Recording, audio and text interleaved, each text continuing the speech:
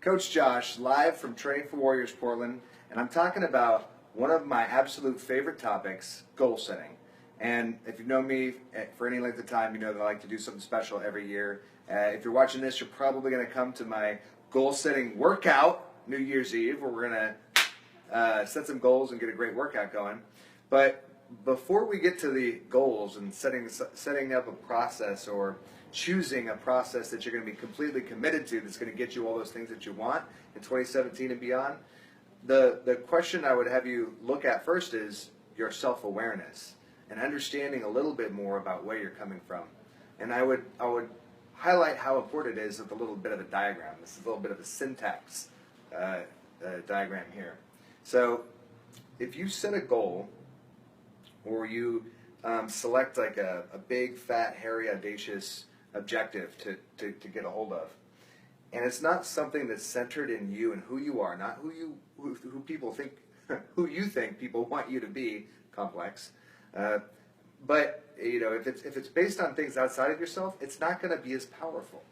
And when it comes time to getting up at 5 a.m. to go for a run before your kids wake up, or maybe to take night classes and finish law school in the evening after you get off your normal job, you're going to be tired, and you're going to feel a little bit weak, disempowered, discouraged at times. When those feelings and thoughts crop up, if you've selected something that's a little bit further away from who you are and what you really want, then it's not going to feel authentic. It's going to feel like it's not you, and you're not going to be that excited to push through, and you're going to start to let those feelings and thoughts affect your actions. And you're going to decide to hit the snooze button, or you're going to decide to skip class, or you're going to decide to eat a donut instead of the broccoli that you're supposed to eat. And after a while, that starts to seep into your identity, and you become the person that takes the easy way out, or you start to view yourself as a quitter, or you start to think there's something wrong with you because you're not adhering to this process and these goals that are important and good. They're great for somebody. They might not just be great for you. So, letting your feelings and thoughts guide your actions can start to have some negative consequences for who you think you are.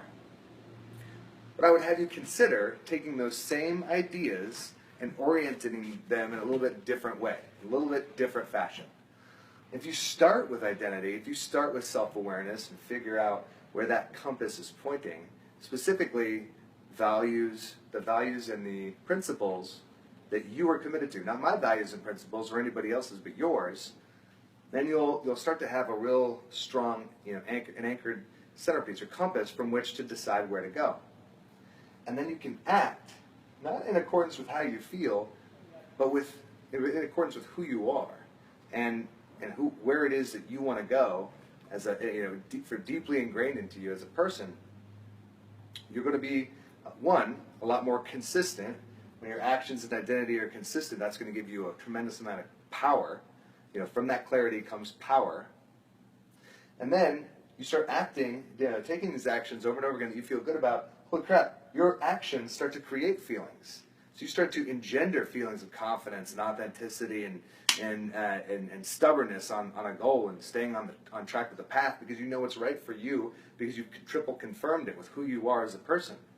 And that gives you tremendous durability, and you're going to be one of those people that, when the weather gets cold or when, you lose your job, you don't forget that your goal was to, graduate, be the first person in your family to graduate from college, or to lose that 60 pounds, or to whatever it is that you wanted to do. It's going to be right within you, and you're not going to have any problems, and you're going to be in a positive reinforcing cycle, with these concepts. So step one to setting a powerful goal and falling in love with the process is being self-aware, getting solid on your purpose, getting solid on your why, and getting solid on what the values and principles are that you are committed to as a person that will make you so much more durable and so much more powerful in the years to come. So, step one, start with you, figure it out. I want to post some links to articles that other people have written about this topic so that you can get a little bit different perspective and get some ideas on how to get started. But stay tuned for part two, where we talk about falling in love with that process. This is Coach Josh, Training for Warriors Portland, helping you bring out the warrior within.